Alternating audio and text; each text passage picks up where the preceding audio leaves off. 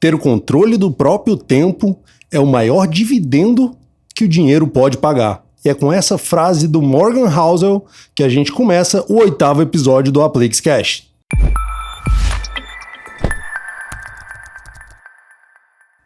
Sejam muito bem-vindos ao 8º episódio do AplyxCast. É um prazer ter vocês aqui de novo. E hoje a gente vai ter uma conversa espetacular com mais um dos fundadores da Aplyx. Um cara que tem um conhecimento inigualável e que vai trazer muito assunto. Agora a gente vai voltar para o âmbito de planejamento patrimonial. E é com muito prazer que a gente conversa hoje com Alberto Saboia. Alberto, muito obrigado por estar aqui com a gente. É um prazer te receber e a gente poder bater esse papo para tu trazer muito conhecimento aí para os nossos ouvintes do AplyxCast. Valeu, Felipe. É um prazer, é um imenso prazer estar aqui também para dividir esse momento aí com vocês, e você foi muito generoso aí no Inigualável. Tem muita gente boa aí no mercado, estamos aí tentando fazer um trabalho bom aí, vamos para frente. Você corre muito atrás para poder ter esse conhecimento todo, cara. Você merece esse elogio aí, ser enaltecido por isso. Vamos lá. Cara, eu queria que vamos começar falando um pouquinho sobre, beleza, você tem uma certificação que é muito alta, a gente vai conversar sobre ela, que é o CFA, que eu sei que foram muitos anos de estudo aí para chegar nela, mas antes da gente falar sobre isso, sobre como está a sua carreira hoje, eu queria falar com você e entender como é que foi essa entrada no mundo dos investimentos. Como é que você entrou? Eu acredito que como investidor primeiro, e como é que foi isso? Cara, foi uma entrada meio por acaso. Na época eu fazia direito, eu era estudante de direito na Federal aqui do Ceará, e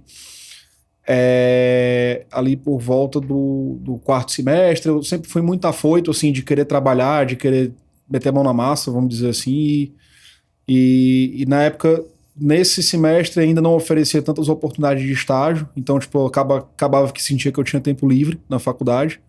Em paralelo a isso eu não estava também tão me encontrando tanto no direito, eu não estava muito achando que aquilo ali ia ser a minha praia. E aí, em paralelo a isso, dentro de casa eu via o meu pai e o meu irmão, o Hugo, o papai, no caso o João, eles estavam sempre envolvidos ali com alguma coisa de bolsa, com alguma coisa de investimentos, e eu começava a achar aquilo interessante. E na época o mercado estava em ascendência, né? Era ali 2009, era um pouco depois da crise de 2008, então 2009 foi um ano muito bom para o mercado, e bolsa estava meio que na moda, e começou a se popularizar ali alguns cursos, na época curso da XP e tudo. Eu, cara, tô achando isso aqui interessante, vou procurar entender como é que é e tal, e comecei a me inscrever em alguns cursos, comecei a estudar meio que por conta própria e nesses cursos, e cara, e aí foi acontecendo. Esse escritório que promovia esses cursos tava precisando de gente para trabalhar, e eu também tava ali no direito, tudo meio tempo sobrando, e cara, vou entrando aqui para ver no que vai dar. E foi basicamente assim. Foi fluido o negócio, foi entrando, que massa, foi cara. tendo a oportunidade, eu fui me interessando por isso, e fui estudando, e cara, fui até surgiu a oportunidade de trabalhar nesse lugar, e aí fazer foi necessário fazer o exame, né, da ANCORT, do agente autônomo, tirei, e comecei a trabalhar também. Comecei a trabalhar então foi lá. Muito próximo, né, essa parte de começar a investir e começar a trabalhar no mercado financeiro ali, foi muito uma coisa próxima da outra. Você falou que isso já vem de casa, né? Teu pai, teu irmão, eles já investem há muito tempo. Como é que é esse tratamento com o dinheiro que tu tem em casa? Não, cara, assim, eu tenho um exemplo em casa, assim, não de um tratamento sofisticado com investimento, mas de pessoas que são preocupadas com o dinheiro delas, com a poupança delas, e sabe que é necessário pensar ali nisso, alguma né? coisa ou outra, nunca fizeram nada muito sofisticado ou muito rebuscado, mas que sempre eu tive muito esse exemplo em casa, assim, de ser cuidadoso com o dinheiro, de guardar alguma grana e de minimamente procurar entender o que fazer com aquele dinheiro e investir de uma forma ou de outra. Legal. Mas nada, assim, meu pai é militar, meu irmão também é funcionário público, concursado, e tipo assim, eles têm as ocupações deles, mas sempre se preocuparam de uma forma ou de outra. Eu acho que isso me influenciou muito positivamente, assim. Legal, isso é legal. Uma coisa que a gente conversou até com o Felipe aqui, que antigamente não existia tanto essa preocupação, né, nas famílias. Hoje a gente está começando a ver cada vez mais as pessoas preocupadas, entendendo a importância de investir, de ter uma boa relação com o dinheiro e tudo mais. É legal ver que, mesmo não sendo o maior exemplo da minha vida estava em casa, mas, pô, já foi um passo a passo ali. Total, com certeza que te ajuda a faísca tinha dentro de casa. A começar. Isso Sem é muito dúvida. legal. Eu acho que eu falei até também, foi no podcast com o Yuri, foi o nosso primeiro podcast, ele estava falando sobre esse tratamento com dinheiro e eu falei que comigo foi o contrário. Na minha casa também, essa relação com dinheiro nunca foi uma coisa assim muito normal. O dinheiro era ali para ser usado mesmo, eu acabava usando de uma forma mais descontrolada. Graças a Deus deu tudo certo, mas eu acho muito legal as famílias que têm essa didática de se relacionar bem com o dinheiro. Minha esposa, a família da minha esposa, ela tem isso também, é muito legal. E, cara, beleza, aí tu começou a trabalhar com investimentos, e aí foi nessa empresa que você estava falando, que foi onde você conheceu o Felipe, e vocês começaram a pensar, pô, vamos montar um negócio diferente. Exato. Lá, conta um pouquinho dessa história pra gente. Lá a gente começou a trabalhar, então eu e ele, pô, assim, o Henrique também e outras pessoas e tal, a gente era, pô, assim, meio inexperiente, foi aprendendo a fazer o negócio ali e tudo e tal, mas a gente, cara, sempre teve o nosso senso do que era, do que é certo, do que é errado, do que é legal e o que não é. Por mais que a gente não tivesse experiência de mercado, né, a gente era muito verde, a gente sabia, né, acho que a pessoa aprende isso em casa, pô, o que é certo, o que é errado, o que é bacana e o que não é. E aí a gente começou a ver que da forma como os negócios eram conduzidos ali, a gente não achava que era a forma correta, a gente achava que existe uma outra alternativa, e em paralelo a isso surgiu a oportunidade de nós montarmos o nosso próprio escritório. Cara, assim, eu vou falar por mim, na época eu era super jovem, né, bem mais jovem do que eu sou hoje, tinha, sei lá, de 18 para 19 anos, e assim, existia um ambiente que me propiciava correr esse risco, né, assim, de tentar fazer isso. E foi mais ou menos nessa lógica que a gente foi essa combinação de fatores, né? Assim, existia a oportunidade.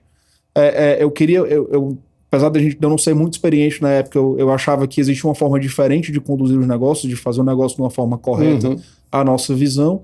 E assim a gente fez, cara. E existia ali um ambiente dentro de casa, todo um apoio, toda uma situação que me propiciava fazer essa tentativa, né? Assim, para não dizer que foi uma coisa completamente irresponsável, na doida, assim, realmente foi mensurado o risco ali, a possibilidade. O inicial foi uma aventura grande, porque eu acho que você começar um negócio de investimento e tudo, assim, a gente começou, cara, praticamente sem clientes, sem uma estratégia muito bem definida, queria fazer uma coisa diferente, mas não existia uma estratégia muito clara. O mercado, eu acho que na época ainda era muito incipiente, muito diferente do que ele é hoje. E, pô, assim, sem muita grana, sem muito dinheiro, mas sem grandes experiências, mas, cara, a gente estava a fim de trabalhar e a fim de fazer a coisa acontecer. E assim foi feito, né? E isso é muito do que muitos empresários no Brasil vivem, né? Cara, o cara busca uma opção ali, vê uma oportunidade, corre atrás, porque a gente não tem muita expertise de como fazer aquilo, de que caminho seguir. Vai fazendo, vai construindo, vai desenvolvendo e aprendendo com o decorrer do tempo, né? Exato. Naquela época o mercado era muito diferente do que é hoje, né? Só acho que hoje o mercado está bem mais desenvolvido em termos de modelagem, em termos de como fazer esse negócio, né? As plataformas estão aí. As informações também são cada vez mais fáceis, né? E isso ajuda demais. E aí, cara, aí você começou a estudar, enfiou a cara nos livros. Eu sei que tu é um cara que gosta de ler demais, gosta de estudar bastante, né? E como é que foi esse teu processo aí para alavancar nas certificações? Você começou na Ancor, né? Que é a certificação básica para o cara ser assessor de investimentos. E depois, como é que foi o passo a passo? Para mim, cara, assim, estudar sempre foi... Como eu comecei nesse mercado muito jovem, muito sem experiência, eu acho que para mim eu encarava isso meio como uma obrigação, porque era uma forma de compensar a minha falta de experiência, né? Cara... Se eu se eu não entendo da coisa, não tem quem me ensine, né? E eu tenho que entregar algo para o meu cliente, a minha obrigação é realmente fazer acontecer. E a ferramenta que tinha à minha disposição era o estudo, seja na faculdade, né? Eu acabei trocando de faculdade, acabei indo fazer economia na Unifor. E em paralelo a isso, eu sempre me preocupei em ir buscando essas certificações como forma de me preparar, cara, assim, de realmente buscar conhecimento para poder servir melhor o nosso cliente. Então eu fui, cara, eu tirei acho que todas as certificações que podiam ser praticamente tiradas aí do mercado. Vamos trazer algumas certificações que são importantes até para os nossos ouvintes que não são muito... não conhecem muito do mercado financeiro. Tem algumas certificações que são bem interessantes. Sempre que for buscar um profissional, é legal buscar profissionais que tenham certificações que comprovem o conhecimento deles. A gente tem a Ancor, certo, que é para assessor de investimentos. A gente tem o CEA, né? Exato. Que é o Certificado Especialista em Investimentos da Anbima. Pronto, que aí já garante que o cara tem um conhecimento maior, ele pode palpitar mais sobre esse âmbito de investimento, assim como a Ancor também traz isso. Uhum. Depois disso, o que a gente traz para esse âmbito de planejamento familiar, planejamento financeiro? Eu acredito que uma das certificações que eu tirei, assim, que é dessas mais graduadas, que mais faz a diferença é o CFP, que é o Certified Financial Planner. Essa é uma certificação que, além de abordar aspectos de investimentos propriamente ditos, ele vai abordar aspectos de tributação, de sucessão, de aspectos de planejamento previdenciário, e algumas outras coisas nesse sentido, que vão muito além a parte de seguros também é abordada bem no CFP. Então, acho que é uma certificação que já é bem completa, ela é bem importante. Assim, que ela já vai além apenas dos investimentos, né? Total. Ela realmente já traz uma bagagem adicional que leva a conversa ali daquele assessor, que leva a conversa daquele profissional realmente para um outro nível. Assim, das certificações que eu tirei, a primeira que eu realmente senti que me colocou no outro patamar em termos de conhecimento, de conversa, foi o CFP. Legal. Aí, depois do CFP, foi o CFA. Exatamente. Aí, depois disso, eu comecei o processo para obter a certificação do CFA. Conta um pouco sobre o CFA, né? O CFA, como é que ele é visto, qual o peso dessa certificação? Conta um pouco pra gente sobre isso. Cara, colocando de uma forma simples, eu acho que ela é a faixa preta do mercado de investimentos, assim, tipo... É uma certificação que existe desde mais ou menos os anos 60. Ela é uma certificação americana, mas que ela é reconhecida no mundo todo. Tipo assim, se tu chegar na Austrália e for buscar o mercado na Austrália sabe o que é um CFA. Tipo, é realmente um profissional que tem ali um nível mais interessante, maior. Validação mundial. É uma validação realmente mundial que, em qualquer mercado é relevante no mundo, é encarado como um profissional que tem um nível muito bom. E por que é isso? Cara, porque ela é basicamente, o processo dela é um processo que envolve 3 exames, normalmente leva mais ou menos uns 3 anos para a pessoa tirar. Na média, é necessário estudar por 1.000 horas para você obter os 3 exames, para você ter a certificação completa, né, que consiste em você fazer os 3 exames. E o que é legal, cara, é que no final das contas, o CFA, ele é realmente tudo e eu obtive essa opinião, assim, é realmente o que o profissional precisa saber para fazer esse trabalho. Legal. Assim, não é querendo, tipo, todo mundo tem que ter CFA. Cara, assim, no mundo ideal deveria, porque realmente é o que precisa saber para que você desempenhe esse trabalho de planejamento à altura do que o cliente merece, na minha opinião. O primeiro e o segundo exames, eles são muito focados em aspectos mais quantitativos, tipo economia, estatística, a parte mais, vamos dizer assim, base de cálculo mesmo, de conta, vamos dizer assim. E aí eu acho que, na verdade, o primeiro ele é muito focado nessa parte, na parte básica, que é, vamos dizer assim, fundamentos econômicos, fundamentos éticos, fundamentos estatísticos mesmo, contabilidade, vamos dizer assim. Talvez a segunda parte seja uma parte ainda mais quantitativa, mas mais voltada para a parte de investimentos, parte de ação, renda fixa, private equity, enfim, toda a parte da gama de investimentos. E o terceiro exame, ele já é mais focado na parte de planejamento propriamente dito, que aí você já vai toda a gradação, né, até você chegar em tudo que você precisa fazer para de fato entregar a solução final para o teu cliente, né? Que é um planejamento estruturado de acordo com o que o cliente quer, seja esse cliente inclusive uma pessoa física, ou uma instituição, ou um cliente institucional. O exame também faz bem essa distinção. E aí foi um processo, cara, assim, para mim foi muito bom, muito edificante, assim, foi é dificílimo, assim, é uma jornada muito longa, né, assim, você conseguir se organizar numa rotina de trabalho integral, família, a pessoa tem que viver também e ao mesmo tempo conseguir cumprir essas 1.000 horas de preparação não é fácil. Mas obviamente é possível, né? Assim, é factível fazer, mas não é trivial. E foi muito bom, cara. Foi muito bom porque eu acho que muito do que eu aprendi no processo de obter essa certificação, ao mesmo tempo eu estava trabalhando e eu já ia, né, assim, eu nunca deixei de trabalhar. Aplicando, já ia botando na prática, né, aquilo que tu estava aprendendo. Exatamente. Tem muito do nosso processo hoje na consultoria que existe da forma como e não só na consultoria, mas na empresa como um todo, na parte mais de investimentos, propriamente dito, que ele é como ele é por causa do que eu aprendi ao longo desse processo.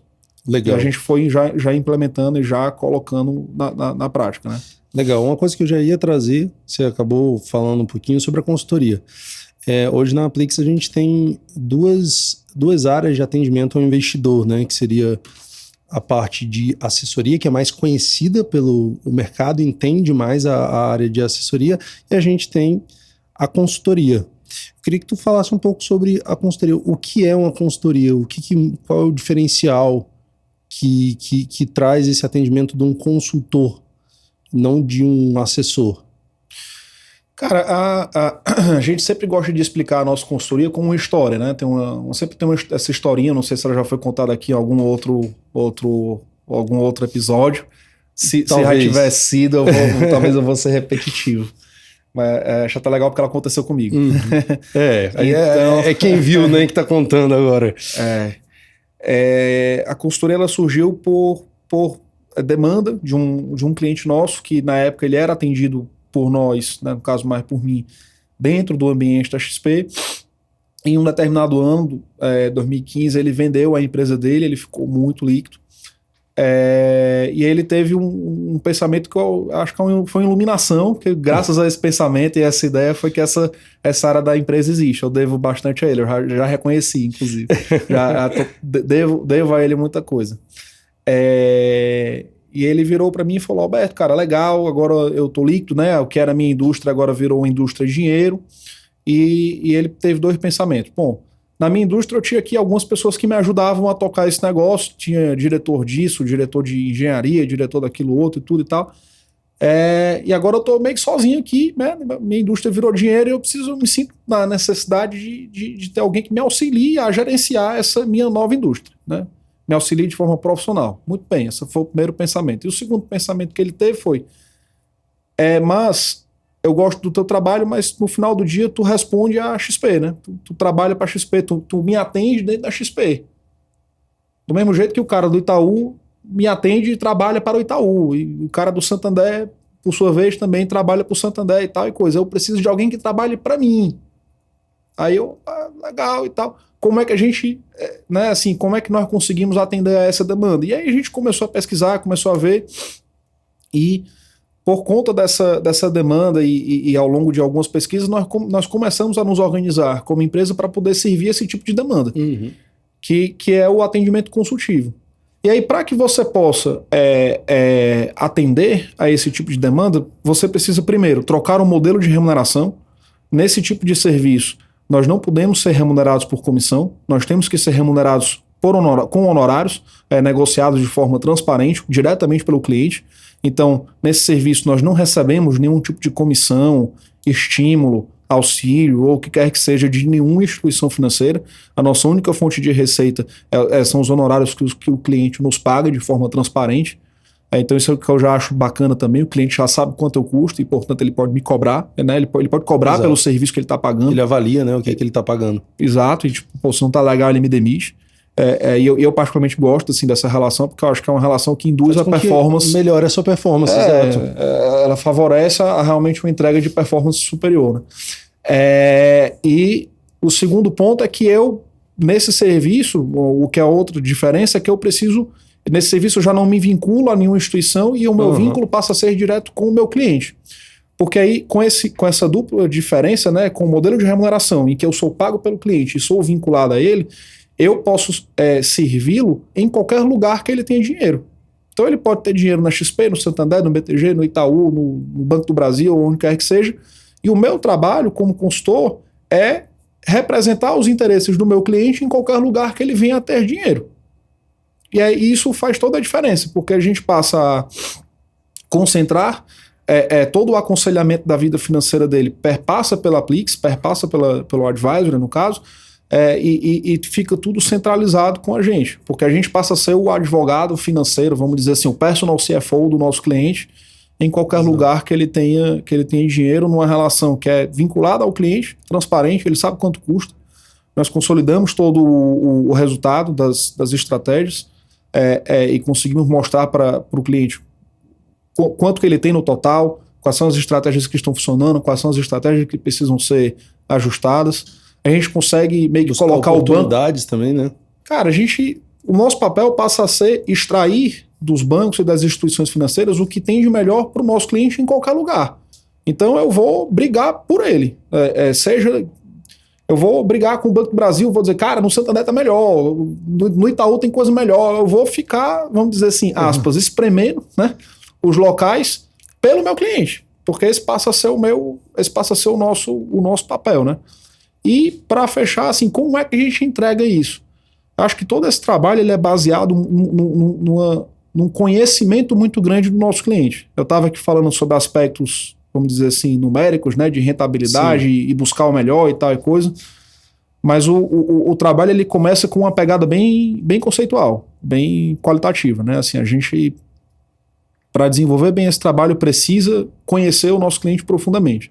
Tanto é que, para começar, a gente aplica uma entrevista mesmo, a gente tem uma conversa que normalmente dura 1h30, 2 horas, que ela começa assim, cara, conta aí a tua vida lá do começo.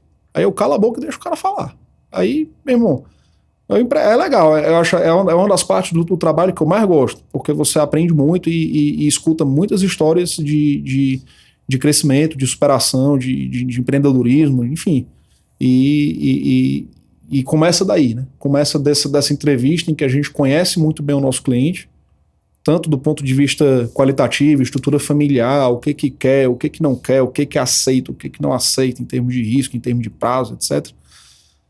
E passa também por uma questão quantitativa, né? De, cara, quanto ganha, valores, números, quanto gasta, aonde tem, como é que está aplicado, como é que essa carteira foi montada até então.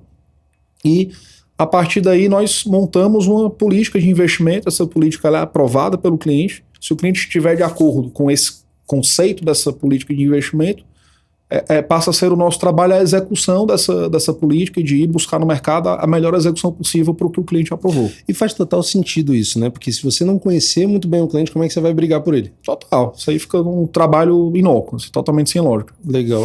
E como é que tu acha que o CFA já existia, você já estava trabalhando nesse modelo? Como é que o CFA veio para alavancar mais o seu trabalho nesse aspecto? Não só na sua entrega, mas também no reconhecimento. Como é que foi isso também? Te ajudou a te trazer mais reconhecimento? Não estou dizendo só do cliente, mas às vezes até do mercado. Cara, eu acho que assim, o que ajudou, vamos lá. Eu acho que a principal ajuda foi... Nós já desconfiávamos que o processo deveria ser esse. Vamos dizer assim, antes de eu fazer o CFA e de ter essa, vamos dizer assim, uma validação formal, a gente já imaginava que o processo era esse, porque afinal é um processo muito lógico. Né? Assim, é um processo que, no final das contas, ele faz todo sentido. Né? Ele é um processo natural. Mas ele dá muito mais trabalho. Eu acho que muitas vezes o mercado, ele queima essa etapa de buscar conhecer bem o cliente para ir direto no produto por questões comerciais, por questões mercadológicas, por uma série de questões que não tem nada a ver com o cliente. Uhum. Mas quando você coloca o cliente no centro e pensa no que é o melhor para o cliente, esse processo ele é o natural. Ele faz todo sentido. Não tem por que fazer outro processo. E é muito essa... Eu acho que o processo de obter o CFA, ele validou isso na teoria.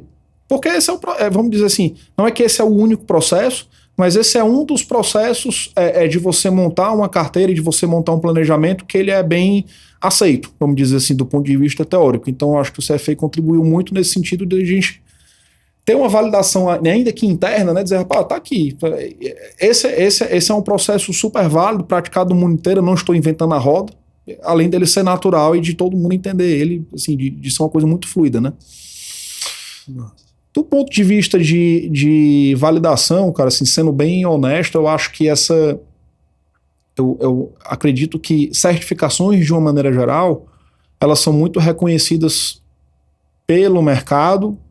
Eu acho que, e eu tô sendo aqui, assim, é um pouco da minha visão. Eu acho que a clientela, não sei até que ponto os clientes, se eles percebem muito isso, ou deixam de perceber. Quem tá trabalhando no mercado, você entende muito bem desse negócio. E como todo mundo sabe aqui no escritório, assim, da empresa, todo mundo sabe, eu não sou muito de ficar pavunhando esse negócio, olha aqui e tal, aquela coisa toda. Quase que eu não consigo fazer uma postagem no nosso Instagram, que o rapaz tinha um CFA, porque ele, não, pra que isso? Não sei o que, rapaz, marketing, vamos falar do negócio.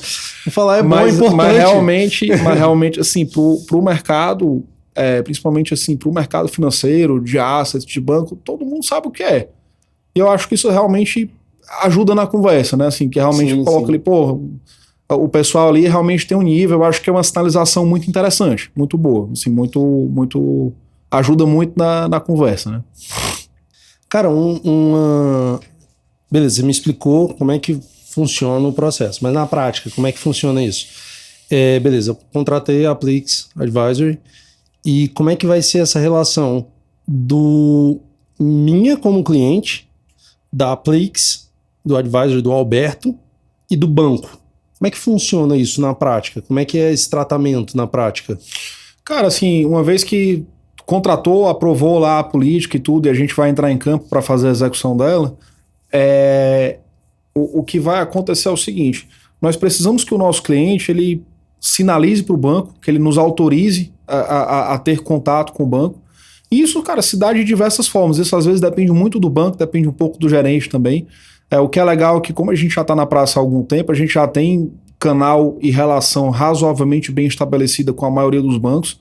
Então a gente já sabe operar em quase todas as instituições, já tem a entrada, já sabe como cada uma funciona.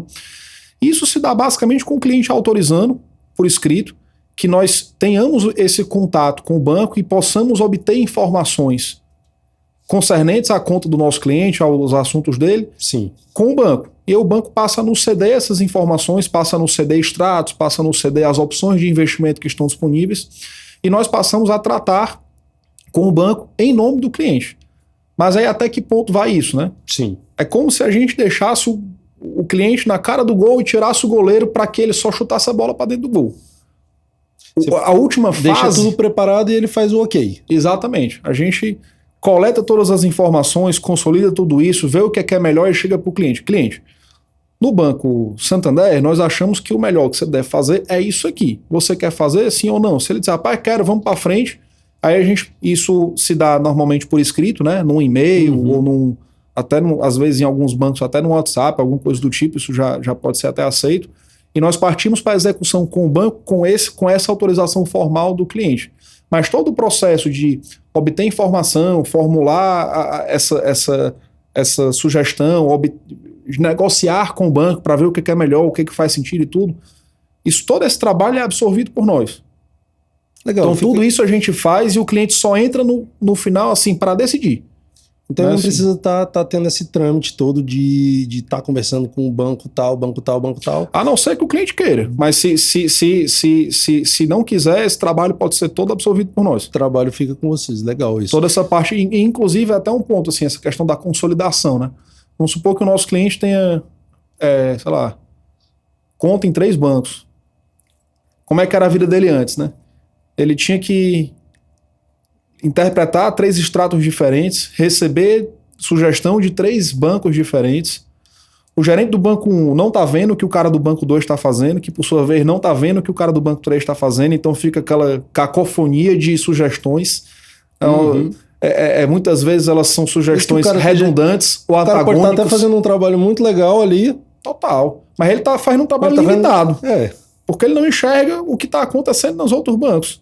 E também ele está fazendo um trabalho que o modelo dá um viés, né? Porque, tipo assim, vamos supor que o gerente do banco 1 saiba que tem algo melhor para o cliente no banco 3. Ele está impedido pelo modelo de dizer que tem algo melhor no banco 3. Exato. O dever dele é se virar nos 30, né? Dar nó em pingo d'água para fazer com que convencer o cara de que tem algo melhor no banco 1, mesmo que não tenha. Uhum.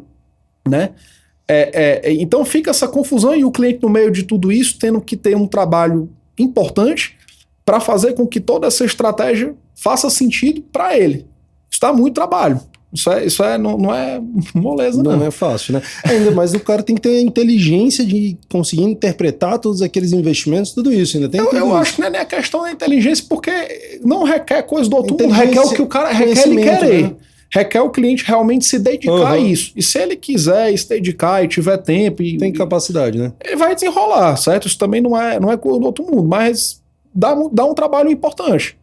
E se o cliente não quiser ter esse trabalho todo, é onde a gente entra, né? É onde a gente agrega valor, porque nós vamos entrar e fazer com que toda essa estratégia faça sentido, com que a sugestão que venha do banco 3 converse com o que ele está fazendo no banco 1 e que seja uma sintonia, e que seja e que essa sugestão e que o que seja feito na carteira dele seja uma coisa congruente e que a estratégia toda seja íntegra, né? Seja uma coisa que realmente faz sentido e que a gente consiga fazer o que há de melhor em cada instituição e fazer aquilo tudo fazer sentido. Caminhar, né? Em conjunto, né? Exatamente. Os esforços rodarem para o mesmo lado. E até um ponto de consolidação, assim, o cliente ele deixa de ter que olhar 3 extratos e fazer sentido disso tudo. De repente, às vezes o cara tem que consolidar isso no Excel ou o que é que seja. Nós temos um sistema que a gente consegue apresentar uma visão unificada do patrimônio do nosso cliente. Ele consegue, ao invés de ter que olhar os 3 extratos, ele passa a olhar uma coisa só e aquilo é a visão consolidada do patrimônio dele. Legal. Cara, muito massa. Eu acho que é um diferencial muito grande que a gente traz nesse aspecto. E eu queria entrar agora um pouco mais no trabalho que tu faz hoje. Vamos tentar trazer de uma forma que a gente possa ajudar quem está ouvindo a gente. Quando tu pensa num planejamento, quais são os pontos principais ali que tu pensa para criar uma estratégia? Como é que você faz? Você começa por... Cara, vou entender quanto é que o cara ganha, quanto é que o cara gasta. Qual os primeiros passos para um bom planejamento financeiro? Cara, o primeiro passo é conhecer a pessoa, cara. Assim. Pessoa. Assim. Nem o autor que você citou aí, né? Assim, acho que 80% do planejamento bem feito é que esse planejamento respeite a pessoa, a psicologia dela, a forma como ela pensa, o que ela quer, o que ela aguenta. Eu acho que o órgão mais importante do investidor não é a cabeça, é o estômago. É o que a pessoa aguenta, né? Em termos de o que ela quer de fato, né? Então, assim, o primeiro passo é conhecer muito bem o que a pessoa quer, o que ela não quer, quais são e o que dinheiro é para a pessoa.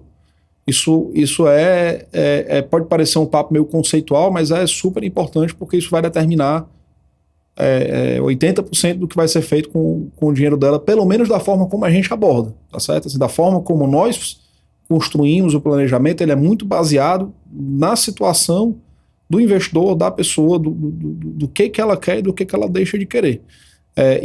E aí, quando eu falo conhecer a pessoa, envolve todos esses aspectos que você falou. Seja aspectos... Como a gente começou lá atrás, quantitativos, história, tudo isso. Exatamente. Ele envolve aspectos qualitativos de perfil, do que quer, do que não quer, o que gosta, o que deixa de gostar, história, estrutura familiar, o que a pessoa quer com aquela grana, para que ela está juntando aquilo e tudo.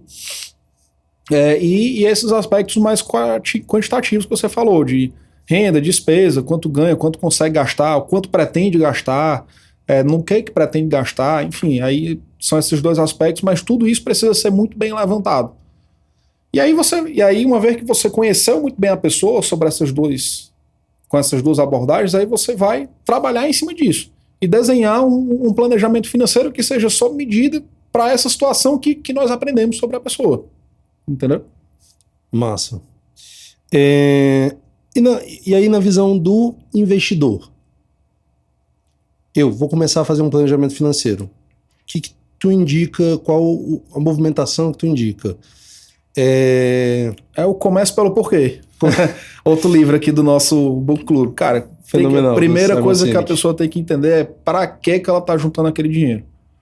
Com que objetivo?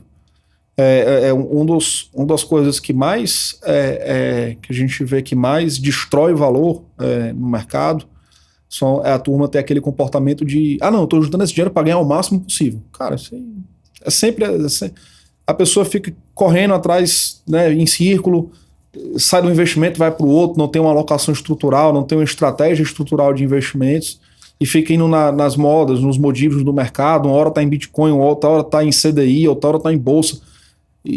Esse ficar pulando de galho em galho é um negócio que é quase certo de destruir valor. Enquanto que se a pessoa tem um planejamento assim bem estruturado e voltado para a meta dela, que a meta dela não deveria mudar de mês em mês, né? Então, você fazer um planejamento baseado no que a pessoa quer e no que ela se conhece como investidor, como pessoa, deveria resultar numa estratégia mais de longo prazo, numa coisa mais estruturada, que não sofresse tantas alterações ao longo do tempo. E isso é super importante para que a pessoa tenha uma estratégia consistente e que não fique alterando o tempo todo. E quanto mais a pessoa, na maioria das vezes, quanto mais quieta a pessoa fica, melhor. Quanto menos ela se mexer e ficar trocando as coisas, tende a ser mais interessante, pelo menos na minha opinião. É legal porque hoje eu estava lendo um livro que trouxe uma história, não lembro os nomes exatos, mas é da mitologia grega, que é um filho de Zeus, que foi banido do Olimpo e foi enviado pro Hades, né, pro inferno. E aí, chegando lá, ele olhou para um lado, olhou para o outro, e ele não acreditou. Ele, como é que isso pode ser um inferno? Cheio de árvore, cheio de fruta, água. Ele, rapaz, vou ficar aqui? É isso? Tá ótimo. Só que aí a tortura dele era porque toda vez que ele ia pegar uma fruta, a fruta se afastava. Ele ia pegar uma fruta, a fruta se afastava. Ele ia beber água, a água afastava. Ele ia beber água, a água afastava. E isso virou a tortura dele. E aí o autor traz o entendimento que esse personagem da cultura grega não parou para pensar, que ele já estava no inferno, ele não precisava de água e nem de comida. Então ele estava gerando uma ansiedade nele por uma coisa que não necessariamente ele precisava. E aí ele traz essa analogia pra gente. Às vezes a gente busca coisas que a gente não precisa por motivos que a gente nem sabe quais são. Total. Então saber o porquê de você estar fazendo as coisas é um pouco disso.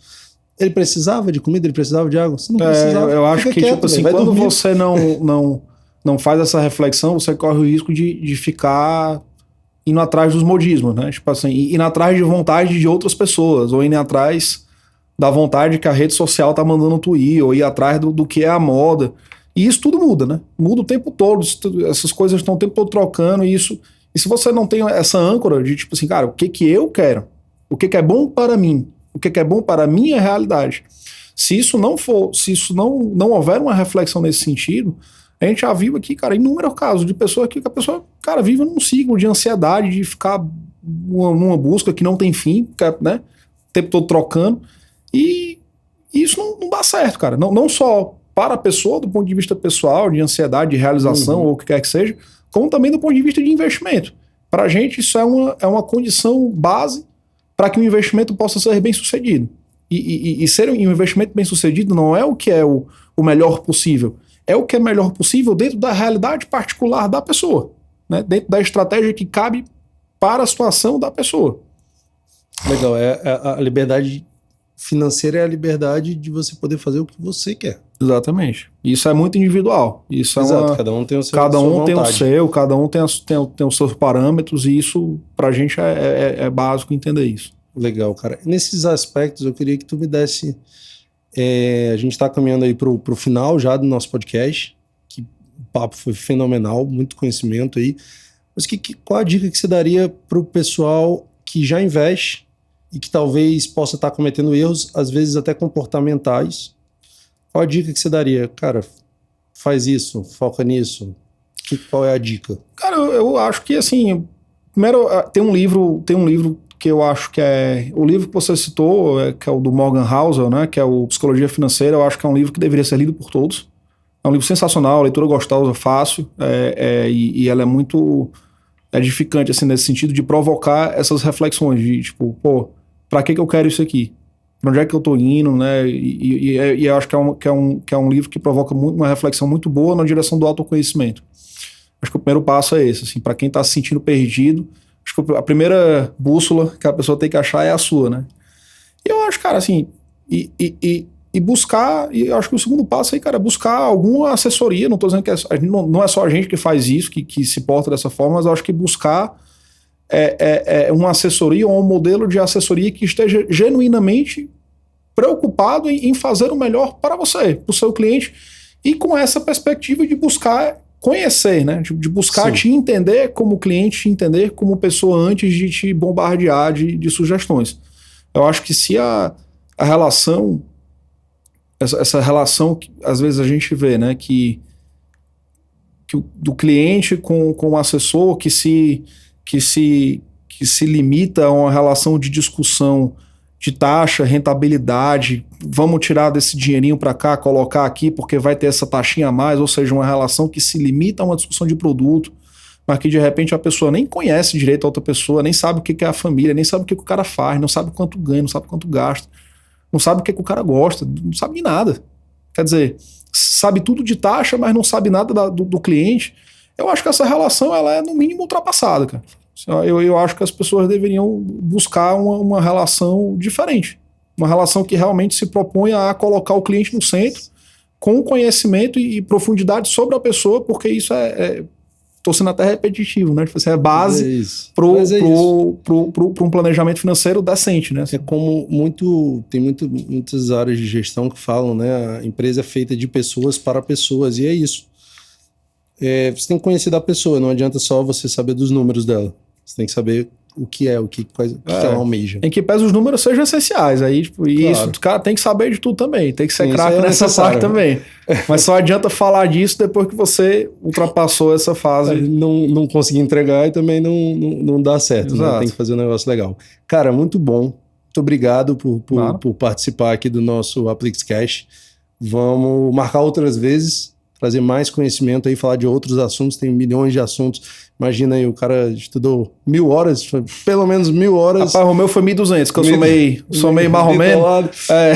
Eu estudei um pouquinho mais que a média. Tem conteúdo aí pra gente conversar aqui, trazer conhecimento pro nosso ouvinte.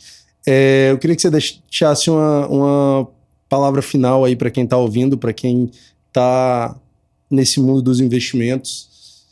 Deixa uma palavra aí do Alberto. Cara, obrigado. Eu que agradeço a oportunidade aqui de estar aqui dividindo alguma coisa aí com vocês e vamos para frente. O que eu digo assim de mensagem final, cara, é isso. Busque se conhecer. Busque primeiro se conhecer ao invés de ficar tentando desmistificar o mercado e ficar entendendo em todas as formas e todas as coisas. Eu acho que a reflexão que eu queria deixar é essa, assim, busque entender o que é importante para você. O que é importante para o teu planejamento, para a tua família, para a tua situação particular. Porque isso vai ser 80% do teu planejamento para ele ser bem sucedido depende disso. Então busque se conhecer. Show de bola. Pessoal, muito obrigado.